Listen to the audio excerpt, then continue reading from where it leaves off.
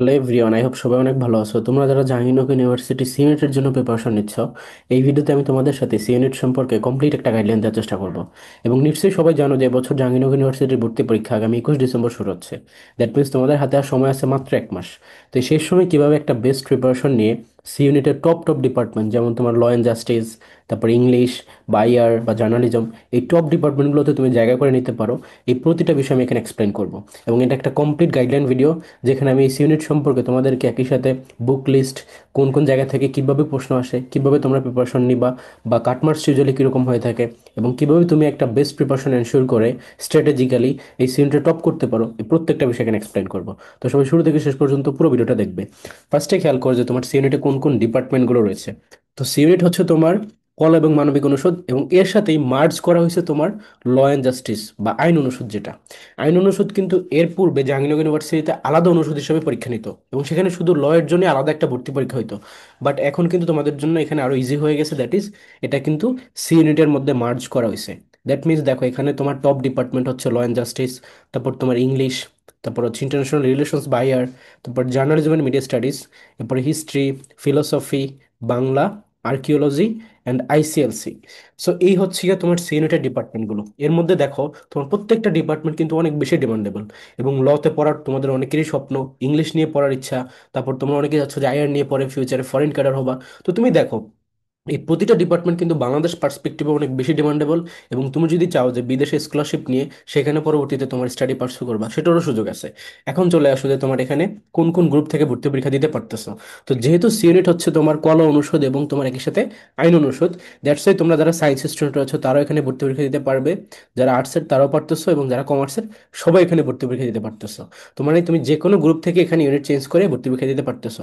এবং মজার বিষয় হচ্ছে, তোমার এই সি ইউনিটে যে টোটাল সিটগুলো আছে, সেগুলো হচ্ছে তোমার আলাদা আলাদা করে ভাগ করা। যেমন সায়েন্সের জন্য এতগুলো সিট, আর্টসের জন্য এতগুলো সিট, এবং কমার্সের জন্য এতগুলো সিট। আবার ছেলে মেয়েদের কম্পিটিশনটা কিন্তু আলাদা, ছেলেদের সাথে ছেলেদের কম্পিটিশন, মেয়েদের সাথে কম্পিটিশন মেয়েদের সাথে।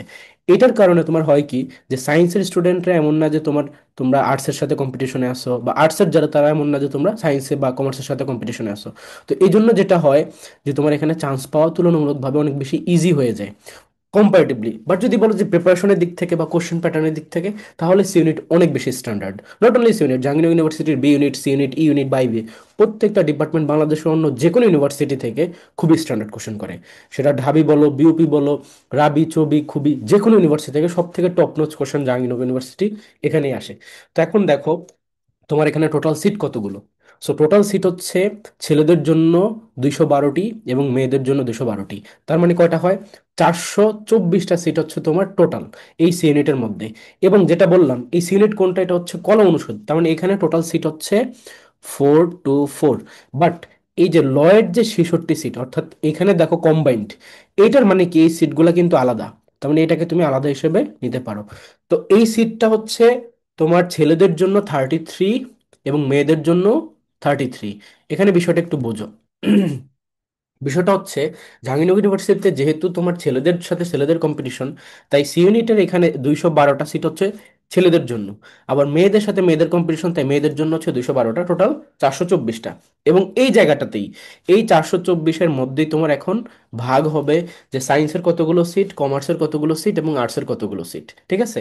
আর এই যে 66 বা হচ্ছে ল অনুষদের জন্য বা ল সাবজেক্টের জন্য যে টোটাল 66টা সিট আছে, তার মধ্যে ছেলেদের হচ্ছে 33টা এবং মেয়েদের হচ্ছে 33টা। এবং এখানে কোনো আলাদা কোনো ভাগ নাই, এখানে তুমি তোমার মেরিট থেকে চান্স পাবা, নো ম্যাটার হোয়াট, তুমি সায়েন্স থেকে হও বা কমার্স থেকে হও বা আর্টস থেকে হও। তো আই হোপ তোমরা সবাইকে আমি বিষয়টা বুঝাতে পারছি যে এখানে কিভাবে তোমাদের পরীক্ষার যে সিটগুলো সেভাবে কিভাবে তোমাদেরকে অ্যালট করা হবে। এখন চলে আসো যে এখানে মার্ক ডিস্ট্রিবিউশন বা মান বন্টন কিরকম। সো এখানে দেখো, 80টা এমসিকিউতে তোমাদের ভর্তি পরীক্ষা হচ্ছে, প্রত্যেকটার জন্যই 1 মার্ক করে। দ্যাট মিনস এখানে 80 মার্কের পরীক্ষা হচ্ছে, এবং এর সাথে যুক্ত হচ্ছে তোমাদের জিপিএ মার্ক 20। টোটাল সাম করলে দেখো 100 মার্কসে তোমাদের এখানে ভর্তি পরীক্ষা হবে। এরপর দেখো এখানে নেগেটিভ মার্কিং কত। সো এই নেগেটিভ মার্কিং হচ্ছে 0.20, অর্থাৎ প্রতি 5টা ভুল উত্তরের কারণে তোমার 1 মার্ক মাইনাস হবে। তার মানে কি, দেখো অন্যান্য যে কোনো ইউনিভার্সিটি থেকে কিন্তু জাহাঙ্গীরনগর ইউনিভার্সিটিতে নেগেটিভ মার্কিং কম।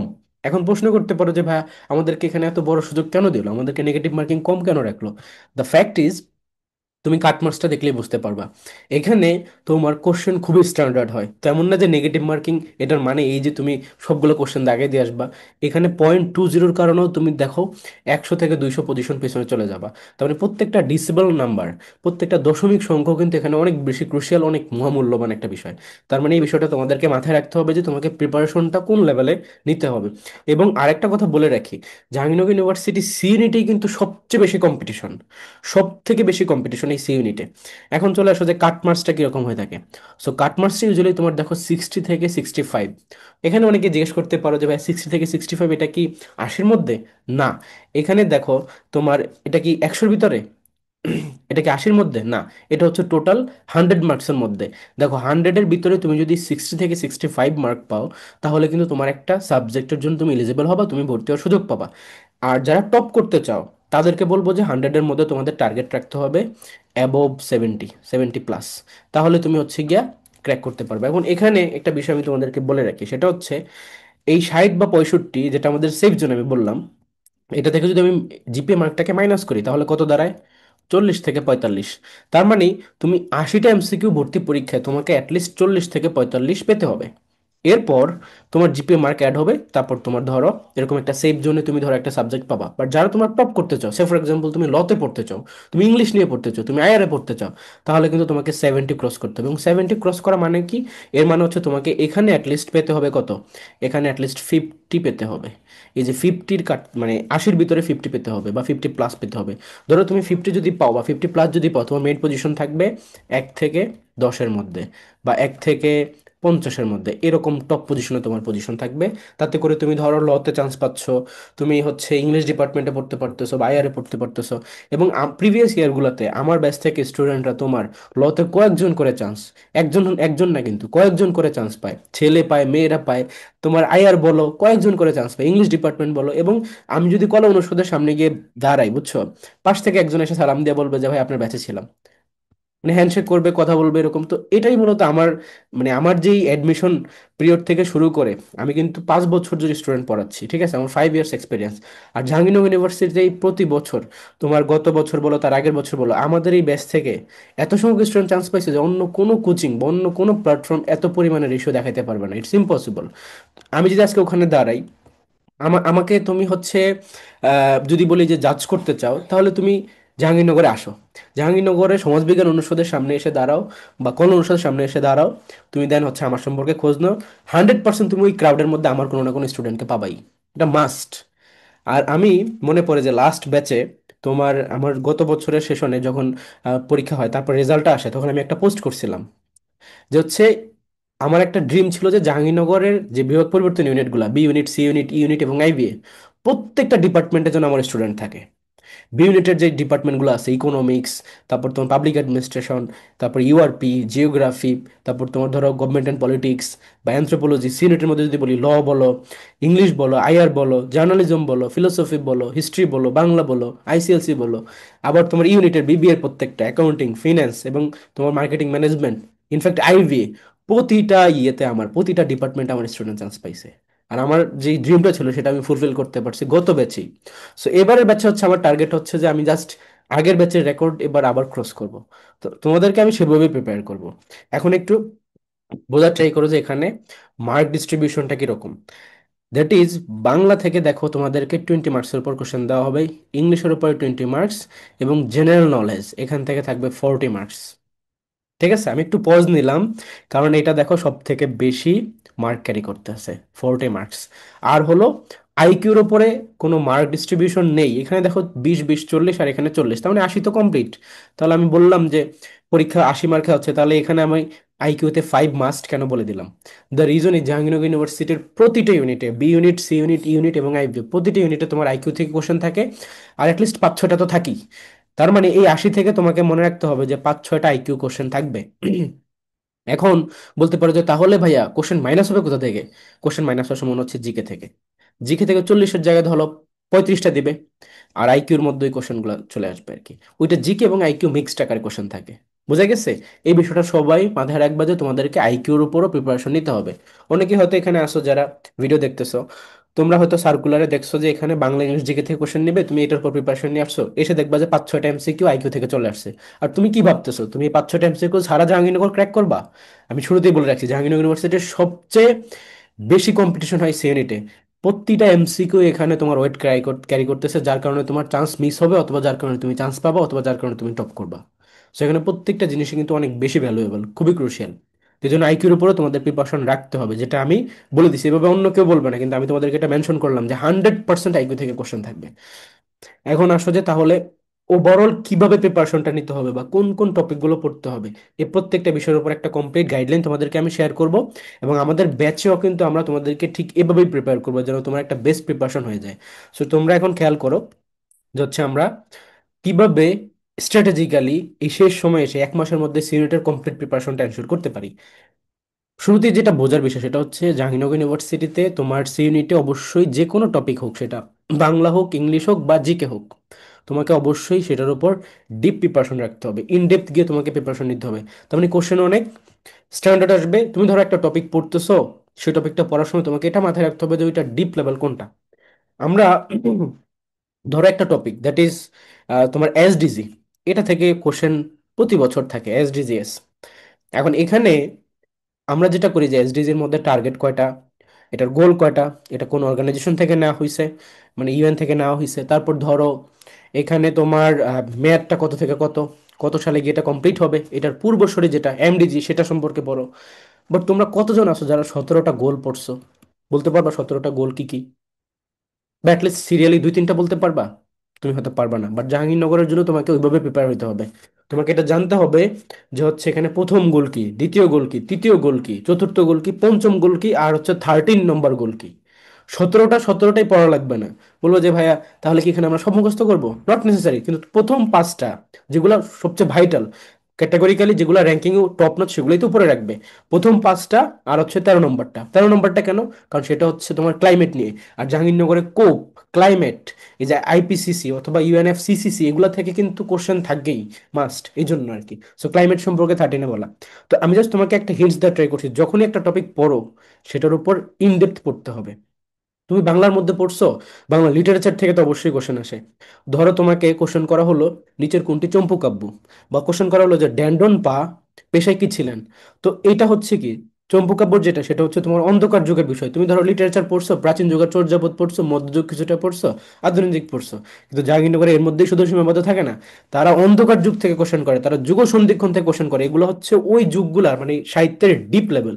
তো অন্ধকার যুগের মধ্যে তোমার হুলাউদ মিশ্র ছিল, রামাই পণ্ডিত ছিল, শেখ সুবোদয়া, তারপর এই যে জিনিসগুলো, এগুলো থেকে কোশ্চেন দিবে। এগুলোই হচ্ছে চম্পু কাব্য, যেখানে তোমার গদ্য পদ্য মিশ্রিত সাহিত্য থাকে, এই জন্য এটাকে চম্পু কাব্য বলা হয়। তারপর যেটা বললাম, ঢেন্ডন পা, এই যে তোমার চর্যাপদ লিখছে যে সকল পদকর্তারা ছিলেন, তাদের সম্পর্কে এখানে জানতে চাইছে। ঢেন্ডন পা পেশা ছিল একজন তাঁতি। এরকম তুমি কতজন সম্পর্কে পড়ছো? তুমি ধরো নিশ্চয়ই এটা পড়ছো যে হচ্ছে 25 জন ছিল হচ্ছে পদকর্তা, এবং এতগুলো পদ তারা রচনা করছে। তার মধ্যে আমরা মেইনলি কাদের কাদের পড়ি? কান্নুপা পড়ি, তারপর ধরো হচ্ছে শবরপা পড়ি, লুইপা পড়ি, কুক্কুরিপা পড়ি, ভুসুকুপা পড়ি। এই 5-6 জনই কিন্তু আমরা পড়ি, কারণ বইগুলোর মধ্যে এদের সম্পর্কে ইনফরমেশন দেওয়া আছে। ঢ্যান্ডন পা সম্পর্কে কোনো বইতে ইনফরমেশন দেওয়া নাই। বাট আমার প্রশ্ন হলো, পদকর্তা কি শুধু এই 5-6 জনই? নো, পদকর্তা কিন্তু 25 জন, মতান্তরে 24 জন। তাহলে কিন্তু জাহাঙ্গীরনগরে যদি তুমি ক্র্যাক করতে চাও, তোমাকে ওই 25 জন সম্পর্কেই জানতে হবে। এবং এখানে ড্যান্ডন পার পেশা সম্পর্কে জানতে চাইছে, যেটা সম্পর্কে কোনো বইতে ইনফরমেশন নাই। তো এই জন্য ডেপটা বুঝো। তোমাকে পরিচিত টপিক থেকে কোশ্চেন করবে, কিন্তু ডিপ লেভেলে করবে, তখন তুমি আটকে যাবা। তোমাকে যদি ইংলিশের একটা টপিক নিয়ে বলি, সে ফর এক্সাম্পল ধরো জিজ্ঞেস করা হলো দি গুড মুসলিম, এই বইটার লেখককে। এখন তুমি ভাবতেছো যে এই বই কেন আসলো, এটা কেন আসলো, এটা এত এত বই থাকতে কেন আসলো? এটা আসছে এই কারণেই, এটা কিন্তু একটা পুরস্কার বিজয়ী বই, এবং এটা লিখছে একজন ডায়াসপোরা রাইটার। আরেকটা সেটে কোশ্চেন আসবে, ধরো অন্য একটা শিফটে তোমার ফ্রেন্ড পরীক্ষা দিচ্ছে, তার শিফটে আসবে যে ডায়াসপোরা রাইটার নিচের কোনজন, তাহমিমা আনম। তো এরকম ডায়াসপোরা রাইটার সম্পর্কে তোমরা কয়জন পড়ছো? তোমরা ধরো ইংলিশ লিটারেচার পড়ছো, কিন্তু ডায়াসপোরা রাইটার পড়ো নাই, তখন তুমি আটকে যাবা। তার মানে বুঝতে হবে যে এখানে ডিপটা কোথায়। ডায়াসপোরা হচ্ছে তারাই যারা বাংলাদেশি বংশোদ্ভূত কিন্তু বিদেশে থাকে, এবং সেখানে গিয়ে সাহিত্য চর্চা করছে, যে সাহিত্যগুলো অনেক প্রমিনেন্ট। এরকম অনেকেই আছে, মনিকা আলী আছে যে ব্রিকল্যান্ড লিখছে, তাহমিমা আনম আছে গুড মুসলিম লিখছে, এরকম আরো অনেকেই আছে, জিয়া হায়দার হক। আবার আমাদের যে বেগম রোকেয়া সাখাওয়াত হোসেন, মাই ফেভারিট, তিনিও কিন্তু একজন ডায়াসপোরা রাইটার, কারণ তিনি লিখছিলেন সুলতানাস ড্রিম। তো এই জন্য বলতেছি তোমরা হচ্ছে ডিপ তা বুঝবো। আমি তিনটা সাবজেক্টের ব্যাপারে তিনটা এক্সাম্পল দিচ্ছি, আর এগুলো সবই সি ইউনিটের প্রিভিয়াস ইয়ারের কোশ্চেন। এই জন্য তোমরা আই গেস বুঝতে পারছো। চলে আসি ইংলিশের মধ্যে। ইংলিশের মধ্যে একটা ক্রুশিয়াল বিষয় হচ্ছে প্যাসেজ সলভ বা কম্প্রিহেনশন টাইপের কোশ্চেন থাকে। গ্রামাটিক্যাল কোশ্চেনগুলো কিন্তু প্যাসেজ বেস থাকে। আর প্যাসেজ শুধু একটা না, প্যাসেজ থাকে কয়েকটা। এই যে 20 মার্কের কোশ্চেন আসছে ইংলিশের উপরে, এর মধ্যে প্যাসেজ বেসড কোশ্চেনই থাকবে তোমার 12 থেকে 15-এর মতো। তো তার মানে কি, এটাকে তোমাকে ভালোভাবে প্রিপারেশন নিতে হবে।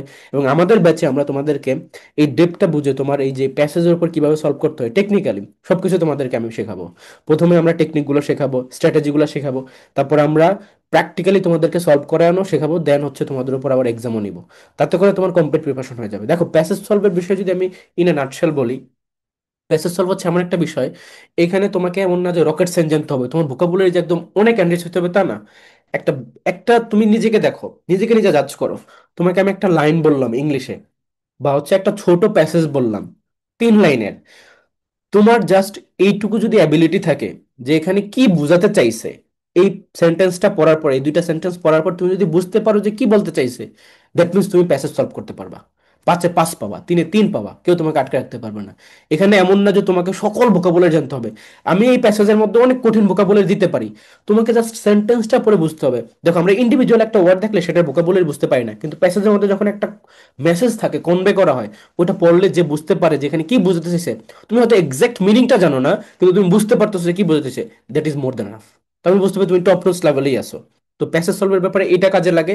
এছাড়া স্ট্র্যাটেজি মেনটেন করতে হয়, যেমন ধরো তোমাকে আগে কোশ্চেনগুলো পড়তে হয়, তারপর প্যাসেজটা সলভ করতে হয়। প্যাসেজ সলভ করার এটাই হচ্ছে বেস্ট টেকনিক, কারণ তুমি যদি আগেই প্যাসেজ পড়তে যাও, পরবর্তীতে তুমি আবার কোশ্চেন এসে আবার ব্যাক করতে হবে প্যাসেজ, মানে সময়টা এখানে চলে যাচ্ছে। আর সি ইউনিট হচ্ছে বা বি ইউনিট হচ্ছে বা জাহাঙ্গীরনগর যে কোনো ইউনিট, টাইম ম্যানেজমেন্টের গেম। তুমি যদি এখানে টাইম ম্যানেজমেন্ট করে ভালো করতে পারো তাহলে তুমি চান্স পাবা, আদারওয়াইজ তুমি চান্স পাবা না। তো দেখো, এখানে হচ্ছে তোমাকে আগে কোশ্চেনগুলো পড়তে হয়, সেখান থেকে কিওয়ার্ড বা জিস্টগুলো বুঝতে হয়, হিন্টসগুলো বুঝতে হয়, দেন সেগুলোকে তুমি ওই প্যাসেজটা পড়ে কোন কোন লাইন থেকে ওই জায়গাগুলো জানতে চাইছে সেটাকে মার্ক করে রাখতে হয়। দেন পরবর্তীতে ওই প্রত্যেকটা লাইনের উপর কনসেন্ট্রেট করে অ্যান্সারগুলো বের করে নিয়ে আসতে হয়। খুবই অল্প সময়ের মধ্যে এটা সলভ করা যায়। এছাড়াও আরো অনেকগুলো স্ট্র্যাটেজি আছে যেগুলো সবই আমি তোমাদেরকে ব্যাচে শেখাবো। এখন চলে আসো যে তোমার ফার্স্ট পেপার গ্রামার, ভোকাবুলারি এবং লিটারেচার এই পার্টটাতে। তো এখানে আমি বাংলা ইংলিশ দুইটা সাবজেক্টের জন্য এক্সপ্লেন করব। দেখো, ফার্স্ট পেপার থেকে বাংলার জন্যই কোশ্চেন হবে। এখানে ইংলিশ ফার্স্ট পেপার থেকে বা ইএফটি থেকে কোনো কোশ্চেন আসে না। তো ফার্স্ট পেপার বাংলার জন্য তোমরা কি করবা, ফুল সিলেবাসটা পড়বা, গদ্য পদ্য সহপাঠ। এবং এখানে কিন্তু কম্পারেটিভ অ্যাডভান্টেজ নেওয়ার সুযোগ নেই, কারণ তুমিও যেটা পড়তেছো আদার্স স্টুডেন্টও সেম কাজটাই করতেছে। মেক শিওর করো যে তুমি এখন এটা পরে কমপ্লিট করে রাখতেছো, যাতে করে পরবর্তীতে তোমার এটা পড়া না লাগে। কারণ ফার্স্ট পেপার কি পরে পড়ার টাইম পাবা? নো, তখন তুমি ভোকাবুলারি পড়বা, লিটারেচার পড়বা, গ্রামাটিক্যাল টেকনিকগুলো ফলো করবা। তখন তো ফার্স্ট পেপার গদ্য পদ্য পড়ার সময় পাবা না। এই জন্য এখনই এটা কমপ্লিট করে ফেলবা, ফুল সিলেবাসটাই। চলে আসো গ্রামারের মধ্যে। গ্রামারের মধ্যে যদি আমি শুরুতে বাংলার কথা বলি, জাহাঙ্গীরনগরে কিন্তু প্রচুর মানে কোশ্চেন আসে যে এরকম তোমাকে কনফিউজ করার মতো।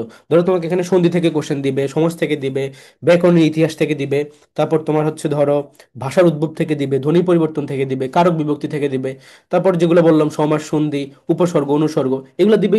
এছাড়াও কিছু টপিক আছে যেগুলো তোমার ইউনিক, যেমন ধরো মাত্রা বিন্যাস, ছন্দ নির্ণয় করা, আবিধানিক শব্দক্রম, এগুলো জাহাঙ্গীরনগরের স্পেসিফিক টপিক। তারপর ধরো ক্রিয়ার কাল, পদ নির্মাণ প্রক্রিয়া। তো এই জায়গাগুলো তোমাদেরকে কিন্তু পড়তে হবে। তার মানে তুমি গ্রামাটিক্যাল তোমাদের সিলেবাসভুক্ত যা যা আছে সেটা তো পড়বেই, এছাড়া কিছু এক্সেপশনাল জায়গাও পড়তে হবে, যেটা আমাদের ব্যাচে আমরা সবকিছুই কভার করব।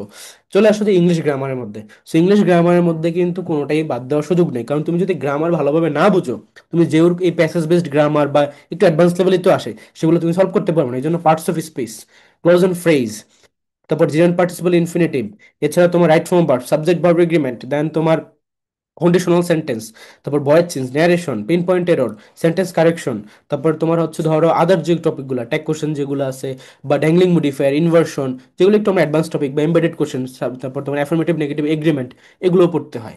আচ্ছা, চলে আসো ভোকাবুলারির মধ্যে। বাংলার ক্ষেত্রে যদি বলি, ভোকাবুলারির মধ্যে তোমাদেরকে বাগধারাগুলো খুব ভালোভাবে পড়তে হবে, এটা কিন্তু খুব ইম্পর্টেন্ট। বাগধারা, পারিভাষিক শব্দ খুবই ইম্পর্টেন্ট।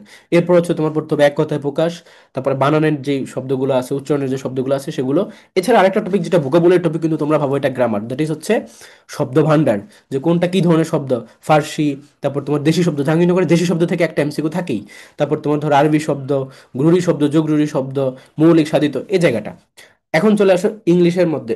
ইংলিশের মধ্যে ভোকাবুলারির মধ্যে তোমাদেরকে মাথায় রাখতে হবে যে তোমাদেরকে ইডিয়মস এন্ড ফ্রেজ, যেটা বাংলায় হচ্ছে তোমার বাগধারা, তো ইংলিশেও সেম ইডিয়মস এন্ড ফ্রেজ পড়তে হবে, ওয়ার্ড সাবস্টিটিউশন পড়তে হবে, স্পেলিং খুব ইম্পর্টেন্ট।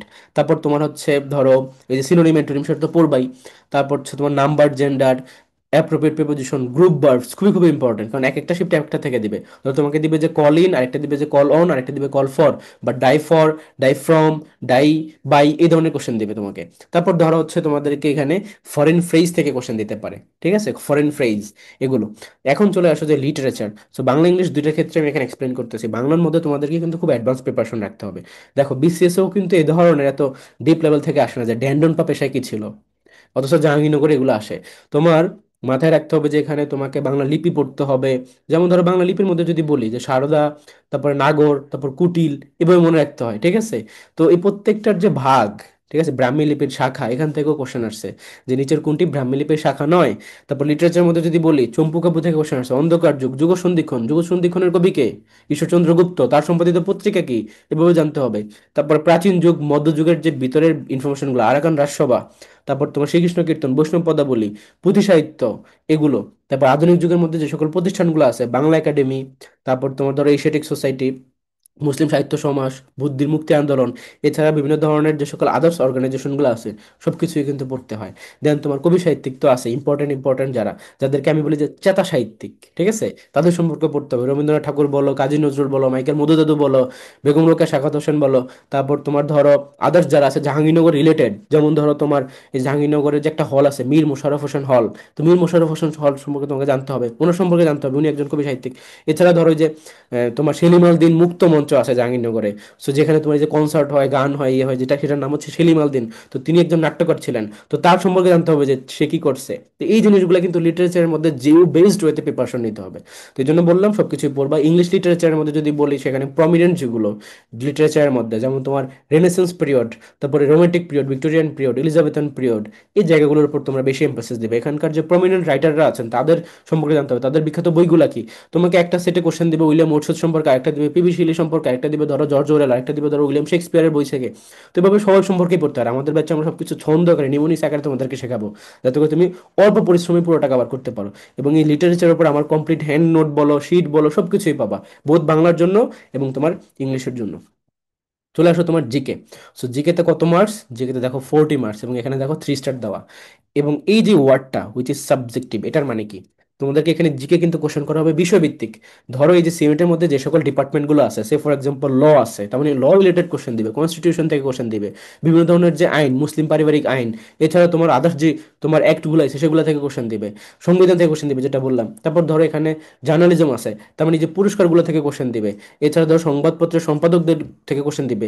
এছাড়া তোমার প্রাচীন যে, তোমার সবচেয়ে প্রাচীন নিউজ এজেন্সি কোনটা, বা সবচেয়ে বড় কোনটা, রয়টার্স, তারপর তোমার ধরো বিবিসি, সিএনএন, এএফপি, এগুলো থেকে তোমাদেরকে কোশ্চেন দিবে।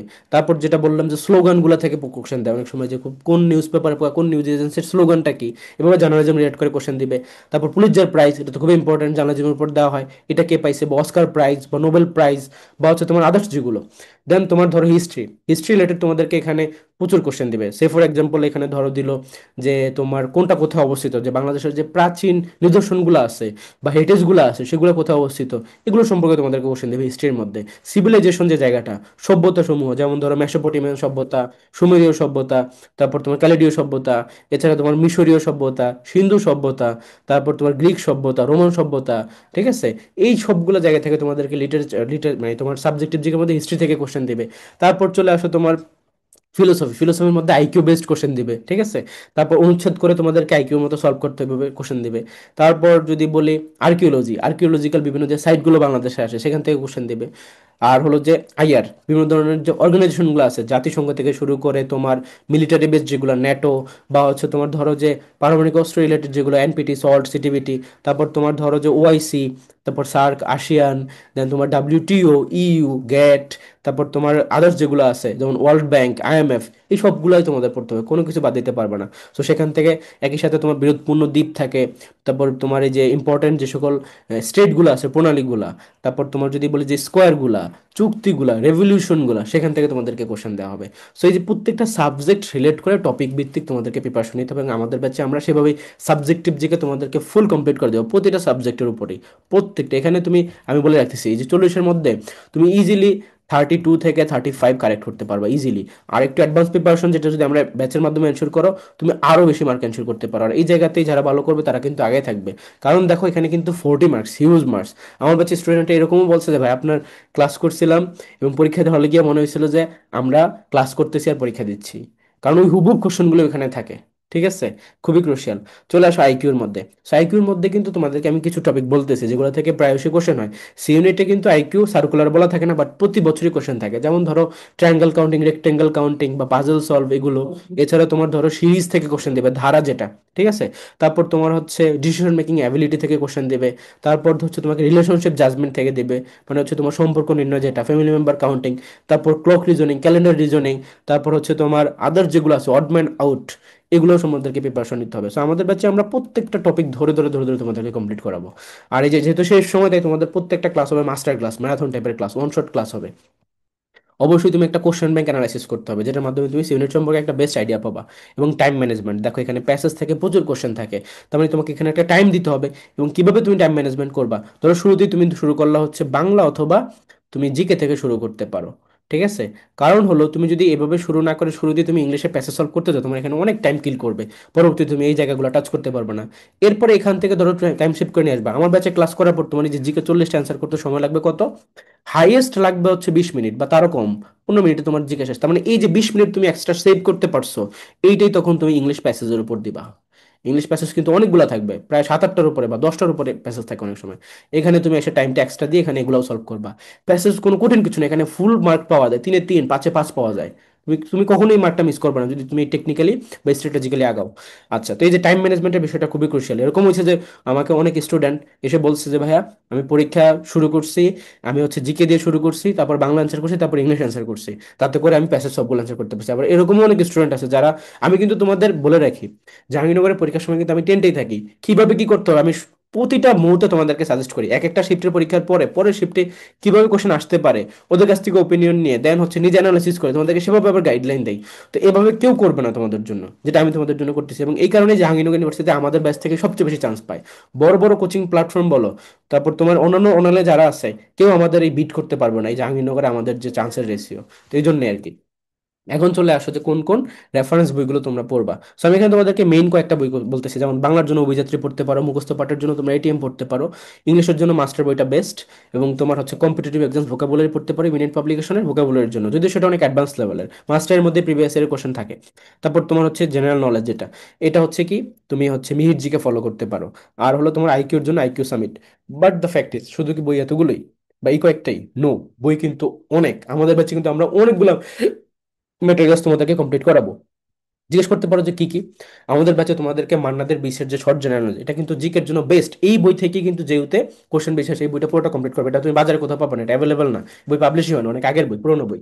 তারপর হচ্ছে তোমার একই সাথে যে যেটা রিসেন্ট বই, যেটা ফাইনাল সাজেশন মিহিরসে, পুরো বইটা আমরা দাগাই দেবো, বাংলাদেশ পার্ট, ইন্টারন্যাশনাল পার্ট এবং রিসেন্ট পার্ট। এবং ওইখান থেকে হুবহু কমন আসে। আমার লাস্ট ইয়ার স্টুডেন্টরা দেখবা যারা চান্স পাইছে, লতে চান্স পাইছে, ইংলিশে চান্স পাইছে, সবাইকে তো আমি, সবাইকে তো আনা সম্ভব না, যারা টপ টপ সাবজেক্টে চান্স পাইছে কয়েকজনকে নিয়ে আসে। তোমরা কিন্তু দেখো ইউটিউবে কিন্তু ভিডিওগুলো আমি দিই, তাদের যেই মানে গাইডলাইন ভিডিওটা বা হচ্ছে এক্সপিরিয়েন্স শেয়ারিং যে ভিডিওটা, সেখানে তারা শেয়ার করে যে ভাই আপনার যে দাগানো কপিটা সেখান থেকেই ম্যাক্সিমাম কোশ্চেন থাকে, আর ওটা কমপ্লিট করে আর কোনো কিছু বাকি থাকে না।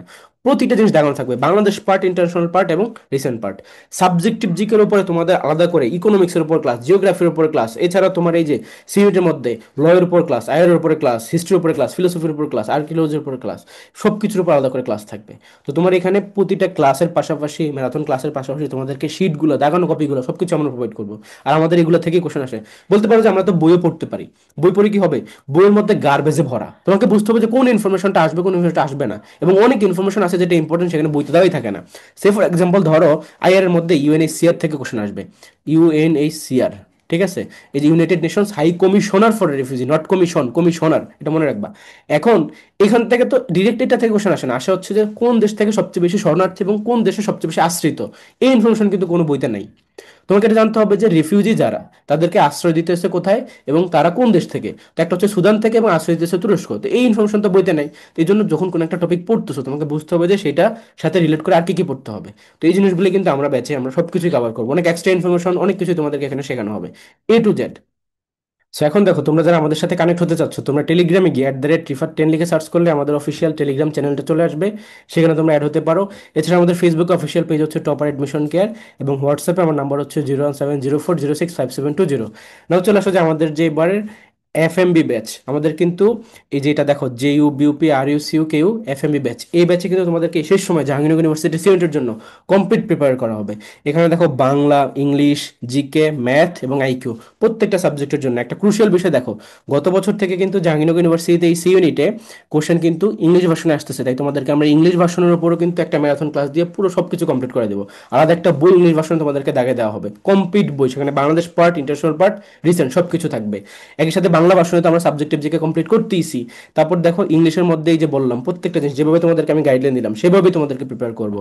লিটারেচার থেকে শুরু করে অ্যাডভান্স লেভেলে ইনডেপথ গিয়ে গ্রামার, এবং তোমার হচ্ছে কি ভোকাবুলারি, বাংলার মধ্যে বাংলা ফার্স্ট পেপার, তারপর তোমার হচ্ছে Bangla literature, Bangla grammar, Bangla vocabulary সব কিছু। এছাড়া তোমার যারা তোমরা বিউনিটে পরীক্ষা দিবা সেখানে তো ম্যাথ লাগবে, ম্যাথ এবং অ্যানালিটিক্যাল। এখানে তোমাকে আমি বলে রাখি, ম্যাথের জন্য তোমাদেরকে এমনভাবে প্রিপেয়ার করবো তুমি 20-এর মধ্যে 20-এ 20 পেতে পারো এরকম। আমার সময় কিন্তু আমি 20-এ 20 কারেক্ট করছিলাম, ঠিক আছে, আমার বিউনিটে মেরিট পজিশন ছিল 6th, আমি সিউনিটেও টপ করছিলাম। তারপর তোমার পরবর্তীতে আমি বিউনিটে ভর্তি হই ইকোনমিক্স ডিপার্টমেন্টে, কারণ এটা আমার ফেভারিট সাবজেক্ট ছিল, দ্যাটস ওয়াই। আমি আইবিও ক্র্যাক করি, আইবিতে আমি ভর্তি হইনি কারণ বিউপিতে অলরেডি আমি অ্যাডবেসে ছিলাম, যেহেতু সায়েন্স ব্যাকগ্রাউন্ডের আমাদের ইকোনমিক্সে কিন্তু বিএসসি ডিগ্রি দেয়, দ্যাটস আমি ইকোনমিক্সে চলে আসি আইবিতে না গিয়ে, কারণ অলরেডি আমি বিউপিতে তখন অ্যাডবেসে আসি। আমি কেন আবার আইবিতে যাবো, একই তো পড়াশোনা, কমার্স থেকে, সায়েন্স থেকে কমার্স থেকে না গিয়ে আমি হচ্ছে কি চলে আসছি ইকোনমিক্সে। সো নিজে বলতেছি, প্লাস নিজের এক্সপিরিয়েন্স থেকে বলতেছি, প্লাস আমার এই যে লাস্ট কয়েক বছরে 4-5 বছর স্টুডেন্টরা সি ইউনিটে এত এত স্টুডেন্ট চান্স পাইছে যে এই পরিমাণ কেউ বিট করতে পারবে না, এই রেশিওতে কেউ বিট করতে পারবে না, কোনো প্ল্যাটফর্ম না। আর এবছরও আমি আমার গত বছরের রেকর্ড ক্র্যাক করব। লতে বলো, ইংলিশে বলো, আইআরে বলো, জার্নালিজম বলো, একজন করে চান্স পাইছে? নো, কয়েকজন করে চান্স পাইছে, ছেলে মেয়ে উভয়ই। তুমি চাইলে আমাদের এই ভিডিওর কমেন্ট বক্সে আমি তাদের মেরিট পজিশনের যে লিঙ্কটা সেটা দিয়ে দিব উইথ প্রুফ, প্রত্যেকের স্ক্রিনশট সহকারে, জাহাঙ্গীরনগর লোগো সহকারে যে সার্কুলারে তাদের মেরিট পজিশন, রোল নাম্বার সহ সেটা দেওয়া থাকবে, তোমরা সেখান থেকে চেক করে নিও, ঠিক আছে? তো এখানে দেখো এই ব্যাচের ফি হচ্ছে মাত্র 1250 টাকা, এবং একই সাথে তোমার একই ব্যাচে তোমাদেরকে পরবর্তীতে এই যে তোমার KU CU RU BUP FASS FSSS Khulna ইউনিভার্সিটির জন্য সি ইউনিট ডি ইউনিট, চট্টগ্রামের জন্য হচ্ছে তোমার সি ইউনিট ডি ইউনিট, এছাড়া তোমার রাজশাহী ইউনিভার্সিটি ইউনিট এবং বি ইউনিট, সবগুলোর জন্য তোমাদেরকে এখানে প্রিপেয়ার করানো হবে।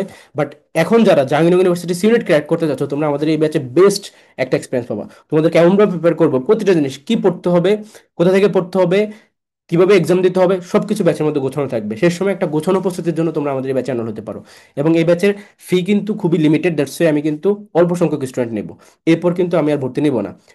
এবং এখানে তোমাদের জন্য একটা খুশি সংবাদ বলে দিচ্ছি, এফআরবির যে যত কন্টেন্ট, যে ক্লাসগুলো অলরেডি হয়ে গেছে, সেগুলো কিন্তু একটা গ্রুপে খুব সুন্দর হয়ে সিরিয়ালি আমি তোমাদেরকে পার্ট পার্ট করে সাজিয়ে রাখছি, তোমরা সেই গ্রুপে অ্যাক্সেস পাবা। তার মানে প্রিভিয়াস ক্লাসগুলো দেখতে পারতেছো, আর ম্যারাথন ক্লাসের মাধ্যমে তোমরা এখানে তোমাদের ফুল প্রিপারেশনটা কমপ্লিট করতে পারতেছো।